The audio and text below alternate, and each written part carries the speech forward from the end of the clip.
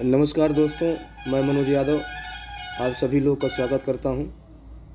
और भारतीय राज्य व्यवस्था की जो एनसीईआरटी के मेन सार संग्रह है, जो बार बार आपको परीक्षाओं में पूछता रहता है और आगे भी पूछता रहेगा। हम टॉपिक बताते हैं आपको। आज का है मूल अधिकार, फंडामेंटल राइट्स। इससे पहले हम ग्रुप में, टेलीग्राम ग्रुप में आपको टॉपिक करा चुके हैं। जो पहला टॉपिक और दूसरा टॉपिक था भारतीय संविधान का। आज आपका टॉपिक है मूल अधिकार, और इसका भी हमने आपको एक लाइव क्विज कराया था। फिर भी हम आपको ये वीडियोस प्रोवाइड कर रहे हैं, आप इसको देखें। जो भी आपको महत्वपूर्ण लगे आपको इसको नोट भी करते चलें। मैं खुद इसमें बताऊंगा कि कौन बहुत ज़्यादा महत्वपूर्ण है इसमें, इसलिए ध्यान से देखें और इसको समझे भी। चलिए शुरू करते हैं। मूल अधिकार भारतीय संविधान के किस भाग में, क्योंकि आप जानते हैं भारतीय संविधान में कुल 22 भाग हैं। 22 भाग हैं। जैसे आप एक सिंपल लैंग्वेज में अगर आप समझ सकते हैं, कोई भी पुस्तक आप उठाते हैं तो उसमें देखिए कितने चैप्टर हैं। इसी तरह से इसको भागों में डिवाइड किया गया है भारतीय संविधान को, जिसमें 22 भाग हैं। जिसमें जो आपका मौलिक अधिकार यानी मूल अधिकार है वो भाग 3 में आता है। जो इसका अनुच्छेद है वो 12 से 35 तक है। 12 से 35 अनुच्छेदों के बीच आपका मूल अधिकार है। अगर आपसे प्रश्न बनता है कि भारतीय संविधान में मौलिक अधिकार किस भाग में है और किस अनुच्छेद में है, तो आप 12 से 35 ज़रूर याद रखें। लोग मोस्टली गलती करते हैं, 14 से 32 कर देते हैं, क्योंकि 14 से समता का अधिकार शुरू होता है और 32 में संवैधानिक उपचार का अधिकार से समाप्त होता है। ये बिल्कुल सही बात नहीं है। अनुच्छेद 12 से 35 तक है। जब मैं इसका विस्तृत बनाऊंगा वीडियो तो उसमें आपको बताऊंगा एक एक। जब अनुच्छेदों का जब हम जिक्र करेंगे जिस वीडियो में, उसमें आपको बताएंगे कि 12 में क्या है, 13 में क्या है, 14 में क्या है, 15 में क्या है, एकदम विस्तृत रूप से। अभी आप खाली इसको आप देखते चलें। और दूसरा, ये सबसे महत्वपूर्ण पॉइंट है, बहुत छोटा प्रश्न लेकिन बार बार पूछता है ये। संविधान द्वारा मौलिक अधिकारों को लागू करने की शक्ति प्रदान की गई है। आप लोग जानते हैं कि सर्वोच्च न्यायालय और उच्च न्यायालय, ये दोनों न्यायालय जो हैं, उच्च न्यायालय आपके राज्य में होता है, सर्वोच्च न्यायालय आपका सेंट्रल है जो पूरे भारत के लिए है। उनको मौलिक अधिकारों को लागू करने की शक्ति प्रदान करता है संविधान द्वारा। संविधान सारी पावर जो है संविधान ही देता है, जिसको भी देना है, क्योंकि संविधान ही हमारा सर्वोच्च है। अगर प्रश्न आपसे बने कि निम्नलिखित विकल्पों में सर्वोच्च सत्ता किसके पास होती है, सर्वोच्च पावर किसके पास होती है, अगर जनता है तो जनता सबसे पहले आप लगाएंगे। अगर जनता नहीं है, दूसरे नंबर संविधान है, तो आप संविधान लगाएंगे। सबसे पावरफुल हमारे हिंदुस्तान का वो संविधान है, किसी भी देश का। आप देखिए यहाँ पे नीचे कर दिया गया है कि भारतीय संविधान का अनुच्छेद 13 संवैधानिक प्रावधानों को संसद तथा राज्य विधानमंडलों द्वारा बनाए गए नियमों कानूनों पर प्राथमिकता प्रदान करता है। ये महत्वपूर्ण, इसको घेर दिया गया है। अनुच्छेद 13 की बात कर रहा है कि जो प्रावधान दिए गए हैं संविधान में, संसद तथा राज्य विधानमंडलों द्वारा बनाए गए नियम। राज्य विधानमंडल मतलब जैसे जिस राज्य से आप हैं वहाँ की जो सरकार है, उनके द्वारा बनाए गए नियमों कानूनों को प्राथमिकता प्रदान करता है। अच्छा, नेक्स्ट आते हैं अनुच्छेद 13 में क्या है। अनुच्छेद 13 का मुख्य उद्देश्य किसके संदर्भ में संविधान की सर्वोच्च सुनिश्चित करना है। अनुच्छेद 13 आ गया तो आपको आगे देखने की जरूरत नहीं है, ध्यान एक बार हल्का से पढ़ लें, आप मौलिक अधिकार से समझ जाएंगे कि मौलिक अधिकार से, क्योंकि 12 से 35 के बीच में अधिकारों की ही बात होगी। अब नेक्स्ट पॉइंट अगर हम देखते हैं तो भारतीय संविधान में समानता का अधिकार का विस्तार किन अनुच्छेदों में है। इस अधिकारों को मिलान करने के लिए कर देता है। 4 अनुच्छेद दे देगा और दूसरी तरफ उनके नाम दे देगा, या पहले नाम दे देगा बाद में अनुच्छेद दे देगा, आपको कहेगा मिलान कीजिए। तो आप ये ज़रूर देखें 14 से 18 आपका समानता का अधिकार है। अब दूसरी बात, आते हैं, भारतीय संविधान का कौन सा अनुच्छेद विधि के समक्ष समता के अधिकार, राइट ऑफ इक्वलिटी से संबंधित है? हमने आपको बताया 14 से 18 आपने नीचे देखा, समानता या समता का अधिकार है। समता कैसी है? जन्म, लिंग, मूल वंश, जाति, धर्म आदि के आधार पर विभेद का प्रतिषेध करना, मतलब किसी भी आधार पर आप भेदभाव नहीं कर सकते हैं।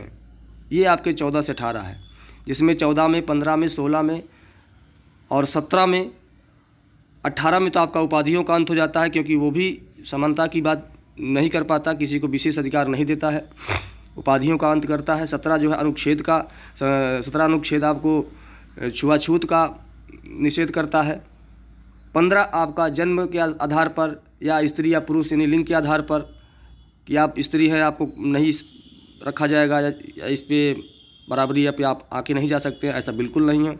मूल वंश, आप किसी विशेष जाति या किसी वंश से संबंधित है इसलिए आपके साथ भेदभाव किया जाए, ऐसा भी नहीं है। जाति के आधार पर नहीं है, धर्म के आधार पर नहीं है, किसी भी आधार पर विभेद नहीं किया जा सकता है, प्रतिषेध है, में रोक दिया गया है भेदभाव को अनुच्छेद 15 में।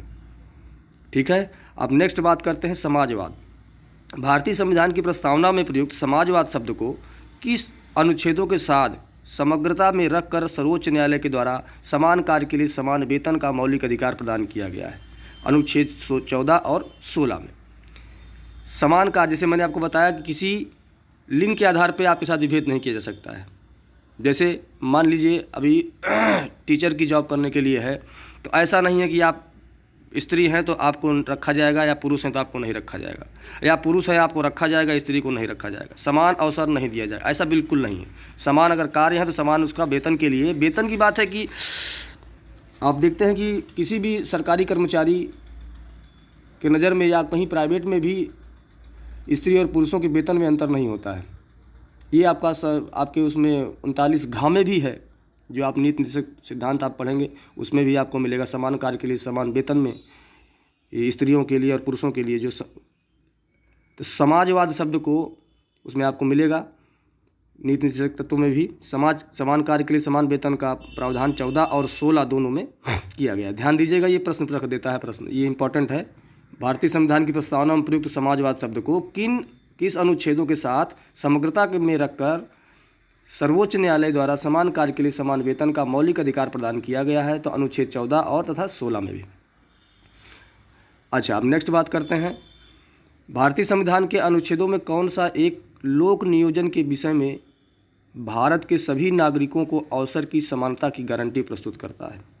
लोक अवसर, मैंने आपको बताया कि सर किसी भी नियोजन मतलब किसी भर्ती में भारत के नागरिकों को समान अवसर की गारंटी देता है। कहने का मतलब आप अगर योग्य हैं तो सभी इक्वल हैं, बराबर हैं। अनुच्छेद 16(1) और 16(2). 16 अगर आप प्रश्न पढ़ें, अगर लोक नियोजन की बात आ जाए, सीधी सी बात आप समझ लीजिए, अगर आपको लोक नियोजन की बात आ जाए, ये टॉपिक, ये चीज़, अगर आपको लोक नियोजन की बात आ जाए तो आप समझ लीजिएगा अनुच्छेद 16 की बात हो रही है। आप समझ लीजिएगा अगर अनुच्छेद 16 की बात हो रही है। लोक नियोजन भर्ती के संबंधित अवसरों को अब संवैधानिक उपबंध है। आप देख सकते हैं कि केवल भारतीय नागरिकों को मूल अधिकार कौन कौन से प्राप्त हैं और विदेशियों को कौन कौन प्राप्त हैं, और कौन कौन से भारतीय एवं विदेशी दोनों को प्राप्त हैं। ये बहुत ही इम्पॉर्टेंट ये चीज़ है, आप इसको ज़रूर आप नोट करें कि क्योंकि बार बार पूछ लेता है कि निम्नलिखित अधिकारों में कौन सा अधिकार विदेशियों को प्राप्त है, कौन सा अधिकार भारतीय नागरिकों को ही प्राप्त है, विदेशियों को नहीं प्राप्त है। इस तरह से आपको कंफ्यूज करने के लिए प्रश्न डाल देता है। इसलिए आप देख सकते हैं केवल भारतीयों को, पहले देख लीजिए, केवल भारतीय नागरिकों को प्राप्त मूल अधिकार।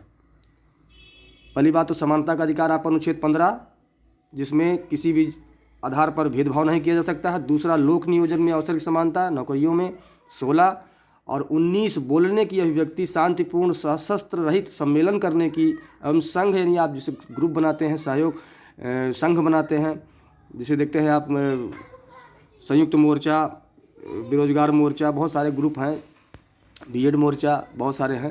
तो उस तरह से आप संघ भी बना सकते हैं। सरकारी समिति बनाने के लिए, भारत के अन्य राज्य क्षेत्रों में अबाध संचरण घूमने के लिए बिना बाधा के तथा बसने तथा व्यापार करने की स्वतंत्रता आपको अनुच्छेद 19 देता है। ठीक है, प्रेस की स्वतंत्रता भी 19 में आती है। और ये चीज़ 15, 16, 19 देख रहे हैं आप, 15, 16 पास और 19 और आपका 29, सीधा 19 के बाद 29 अल्पसंख्यक वर्गों के हितों की संरक्षण है। जो भारतीय समाज में अल्पसंख्यक हैं उनके लिए अनुच्छेद 29 है। और अनुच्छेद 30, यानी ये केवल भारतीयों को मिले हैं, 15, 16, 19, 29 और 30। अब देखते हैं जो भारतीयों को भी प्राप्त है और विदेशियों को भी प्राप्त है। विधि के समक्ष समता और विधियों के समान संरक्षण, मतलब कोई विदेशी भी अगर आता है तो कानून के समान समक्ष वो समान है भारतीयों में भी। ऐसा नहीं कि उसके लिए अलग सा कानून होगा। अनुच्छेद 14 कहता है कि अगर कोई अपराध करता, या मान लीजिए कोई भी उसको लाभ या हानि जो भी होती है किसी भी प्रकार की, ऐसा नहीं कि उसके साथ भेदभाव हो। वो विदेशी है तो उसके साथ बहुत सारे हर देश में लोग घूमते हैं, आते जाते रहते हैं, तो इसका मतलब थोड़ा ना कि वहाँ के कानून के लिए आपको अलग से व्यवस्था है, ऐसा नहीं। अनुच्छेद 14 विधि के समक्ष, कानून के सामने बिल्कुल समान है, जो भारतीय के लिए है और विदेशी दोनों के लिए। अच्छा, अपराध दूसरा 14, 20, 21, 21A, अनुच्छेद 22, 23, 24, 25, 26, 27, 28। इसको आप ज़रूर नोट करें और अगर ना याद हो रहा हो तो बार बार आप ज़रूर देखें कि कौन सा अधिकार किसको प्राप्त है। जीवन का अधिकार, अपराधों के लिए दोष सिद्ध के संबंध में संरक्षण। अगर कोई अपराध कर दिया, विदेशी आ गया या हिंदुस्तान का है, हम विदेशी को रख कर चलते हैं, हिंदुस्तान को तो है ही है, भारतीयों को तो है ही है, हम विदेशियों को रख कर चलते हैं। अगर उसने यहाँ आकर कोई अपराध कर दिया तो अपने दोष सिद्धि के संबंध में संरक्षण वो बचाव के लिए कर सकता है, वकील कर ले, कुछ कर ले, अपनी बात रख सकता है। ठीक है। अब जीवन का अधिकार, अब उसको अगर भारत में आ गया तो भारतीय सरकार यानी भारत देश उसको जीवन का अधिकार जरूर देती है। अनुच्छेद 21 में ये भारतीयों को भी प्राप्त है। अब जो बात कर रहे हैं 1, 2, 3, 4, 5, 6, 7, ये पूरा यहाँ से लेकर के ये सबको है, यहाँ से लेकर के यहाँ तक ये सबको है। शिक्षा का अधिकार, अगर वो यहाँ के पढ़ना चाहता है, आप जानते हैं कि अनुच्छेद 21A में शिक्षा का अधिकार दिया गया है। पांचवा आप देखिए, कुछ दशाओं में गिरफ्तारी एवं निषेध से संरक्षण, अनुच्छेद 22 में। शोषण के विरुद्ध अधिकार 23-24 में। धर्म एवं संस्कृति के स्वतंत्रता का अधिकार, अगर वो मान लीजिए विदेशी है आकर के यहाँ ईसाई है, अगर वो चर्च जाना चाहता है तो जाए, कोई दिक्कत नहीं, स्वतंत्र है वो। 25, 26, 27, 28 आप अनुच्छेद देखेंगे, जब हम विस्तृत चर्चा करेंगे अनुच्छेदों की तो हम बात करेंगे। आ गया सबसे महत्वपूर्ण प्रश्न, संविधान के किस अनुच्छेद के अंतर्गत अस्पृश्यता का उन्मूलन किया गया है? इतनी बार पूछा है जिसकी कोई हद नहीं। आप अंदाजा नहीं लगा सकते हैं कि लगभग घूमता रहता है। अनुच्छेद 17 लगभग घूमता रहता है, ये आप जान लीजिए। अस्पृश्यता का अंत। अब इसके लिए विशेष बात, संविधान में अस्पृश्यता परिभाषित नहीं है। कभी कभी कथन में दे देता है कि निम्नलिखित कथन में कौन सा सही है, कौन सा गलत है, तो ये आप ध्यान रखें। अस्पृश्यता जो है परिभाषित नहीं है। अस्पृश्यता निवारण अधिनियम 1955 के अंतर्गत अस्पृश्यता को बढ़ावा देना एक दंडनीय अपराध है। कभी कभी प्रश्न पूछ देगा कि अस्पृश्यता निवारण अधिनियम कब बना या किसके अंतर्गत इसको दंडनीय अपराध घोषित किया गया है, तो आप याद रखें 1955। आ गया अनुच्छेद 18 उपाधियों का अंत। किसी प्रकार की उपाधि, जैसे नाम के पहले जो नाम से पूर्व लगे, सर या किसी बात की उपाधि लगे, वीर बहादुर सिंह, जो भी किसी ऐसा लगे कि आपको समाज से अलग कर रहा हो, भेद पैदा कर रहा हो या आपको बढ़ावा दे रहा हो, वो बिल्कुल हटा दिया गया। उपाधियों का जो अंत कर दिया गया। अंग्रेजों के समय दी जाती थी बहुत सारी उपाधियाँ। अनुच्छेद 18, 17 और 18 इतनी बार पूछता है जिसकी कोई अंत नहीं है, और आगे कितनी बार पूछेगा वो हम भी नहीं बता सकते आपको, इसलिए इसको नहीं भूलिएगा, ये एकदम दिमाग में रखिएगा। अनुच्छेद 17 अस्पृश्यता, अनुच्छेद 18 आपका उपाधियों का अंत। ठीक है।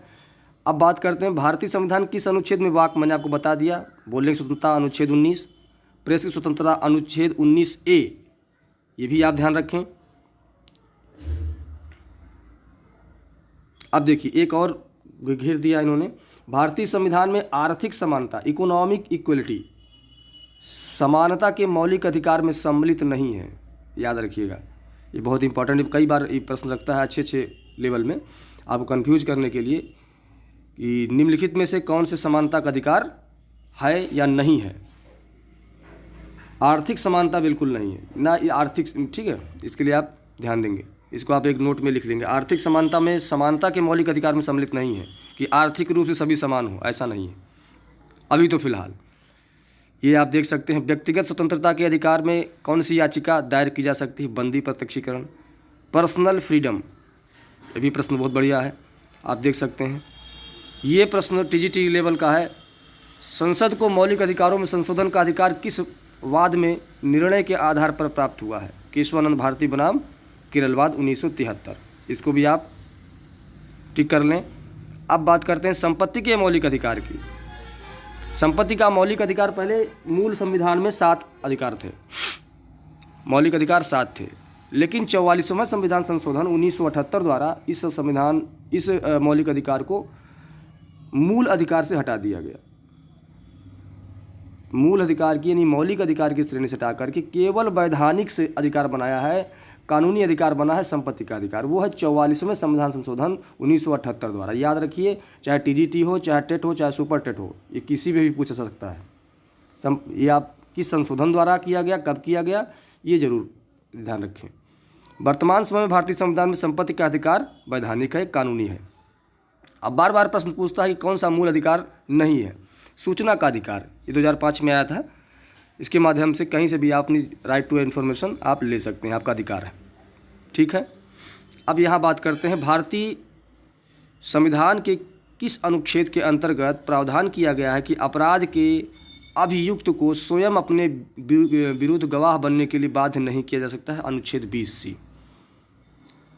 ये आप थोड़ा सा देख लें, आप लिख भी लें। अनुच्छेद 19 के अंतर्गत 6 स्वतंत्रताएं प्राप्त होती हैं। कभी कभी ये भी प्रश्न पूछ देता है कि स्वतंत्रताएं हमारे संविधान कितनी आपको दिए हो, संविधान के अंदर कितनी स्वतंत्रताएं आपको प्राप्त हैं या कितने अधिकार में दिए गए हैं। तो आप अनुच्छेद 19 के अंतर्गत आप देख सकते हैं 6 प्रकार की स्वतंत्रताएं हैं। कौन कौन सी हैं आप इसको ध्यान रख लें, लिख लें, इसको लिखने से आपको याद होता रहेगा। संविधान के द्वारा संविधान का कौन सा अनुच्छेद दोष सिद्ध, अब बात करते हैं दोष सिद्ध के संबंध में अभियुक्तों को दोहरे दंड एवं स्व अभिशासन से संरक्षण प्रदान करता है? अनुच्छेद आपका 20 है।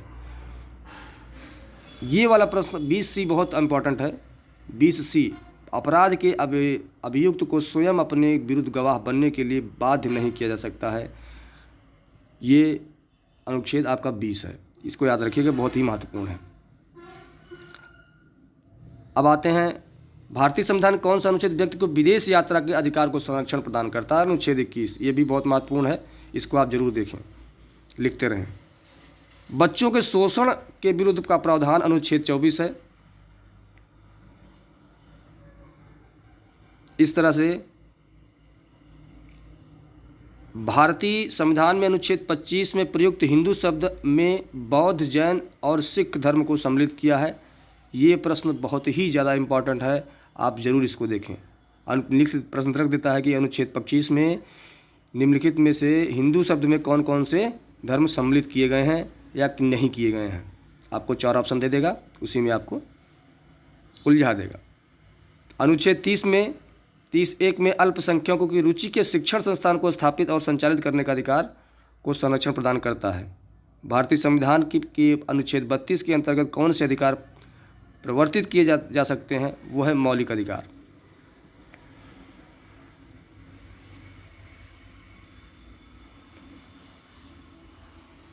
आप देख लें, जो आपको सही लगे वो आप लिख भी लें, बेहतर है। ये बंधुआ मजदूर उन्मूलन, मैंने आपको क्विज में कराया भी था, ये प्रश्न बहुत ही महत्वपूर्ण है, आप इसको जरूर देखें। बंधुआ मजदूर उन्मूलन अधिनियम संसद द्वारा किस वर्ष पारित किया गया था? तो 1976 है। ये बहुत ही महत्वपूर्ण है, अच्छे लेवल में प्रश्न पूछ लेता है। और एक है प्रश्न आपका जो सबसे महत्वपूर्ण है, मैं आपको बताते चलता हूँ।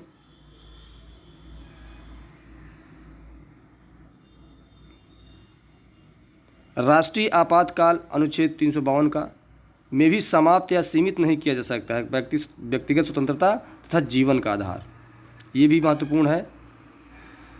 और अब आते हैं इधर, आर्थिक रूप से पिछड़ा EWS के आरक्षण के प्रदान करने के लिए संविधान में कौन सा अनुच्छेद किया गया है? तो अनुच्छेद 15(6) और 16(6) में संशोधन किया गया है EWS के लिए। अब ये एक तरह से करंट में भी आप देख सकते हैं, हो सकता है आपसे पूछ ले EWS का मुद्दा, किस अनुच्छेद में संशोधन किया गया है या किस अनुच्छेद में इसको रखा गया है?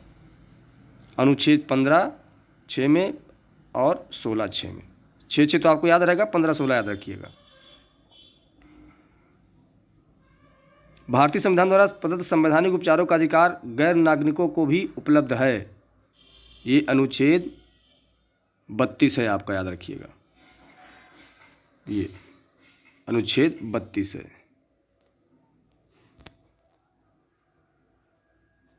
ये आप देख सकते हैं और इसको आप लिख भी सकते हैं।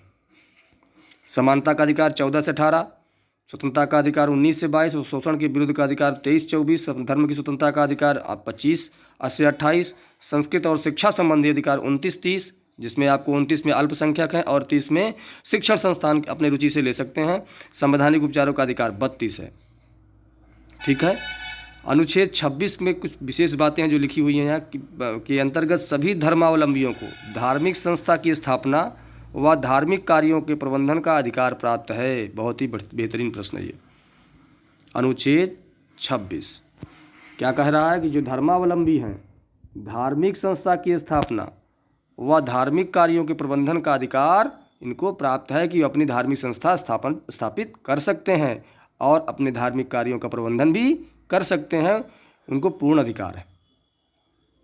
अब आगे चलते हैं, नीति निर्देशक तत्व। ये आपका एक चैप्टर हमने आपको ख़त्म किया, मौलिक अधिकार। अब अगला चैप्टर हम ख़त्म करेंगे आपका नीति निर्देशक तत्व। आप इस शाम को, आज के शाम का टेस्ट इसी टॉपिक्स में से होगा, जिसमें आपको हमने यहाँ महत्वपूर्ण प्रश्न बता दिए। कल का वीडियो नीति निर्देशक तत्व, तो डेली एक चैप्टर हम लोग ख़त्म करेंगे दोस्तों। और सबसे एक और ज़रूरी बात, आप इस वीडियो को अगर ठीक लग रही हो, अच्छी लग रही हो, तभी आप लोग लाइक करें और सब्सक्राइब भी करें और शेयर भी करें। धन्यवाद दोस्तों, नमस्कार।